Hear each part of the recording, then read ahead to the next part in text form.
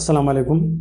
د یخنۍ موسم په شروع کېدو دی او د یخنۍ په موسم کې ماشومانو کې نمونیا او برانکولیټس ډېر زیات عام وي. د دې وجه وایرل یا بکټیریل انفیکشن وي او علامات یې دا وي چې ماشوم ته تبه، ټوخی، زکام، الټۍ شروع شي او د ساه رفتار ورسره تېز شي. کله چې د ساه رفتار تېز شي په کور کې چې کوم اکثر مشرانې زنانه وي هغه ماشوم له سینه په کپړۍ سره کلکه وتړي. د هغې سره خو د ساه رفتار کم شي خو د اکسیجن د کمي د وجې ماشوم چې کوم کوشش کوي هغه ول بند کړي. دا د ماشوم دپاره ډېر زیات نقصان ده. د کم عمر ماشومانو لپاره تورې چای او ډوډۍ ورکوي د هغې د وجې اوپوایډ پوایزنینګ کېږي چې دا ډېر زیات خطرناک څیز دی.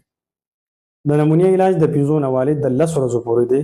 د انټي بایوټیک ډوز مکمل ختمول پکار وي. ماشوم ته په زیات مقدار سره اوبه ورکول پکار وي. د تبې دپاره پیراسټامول استعمالولی شي. که ډاکټر نیبولایزیشن اډوایس کړي د هغې کول ډېر زیات ضروري وي. اټیم نیبولایزیشن نیم امپیول 2.5 سی سی نارمل سلاین، وینټولین نیبولایزیشن 10 قطرې او 2.5 سی سی نارمل سلاین په ورځ کې 3 ځله یا 4 ځله ول پکار وي. که د کوم ماشوم سینه بار بار خرابېږي هغې دپاره انفلوئنزا ویکسین که ډاکټر اډوایس کړي د هغې کول ډېر زیات ضروري وي. که د دې څیزونو موږ لږ احتیاط وکړو په پاکستان کې د نمونیا د وجې چې کوم شرعي مواد دی په هغې کې به ډېر زیات کمی راځي.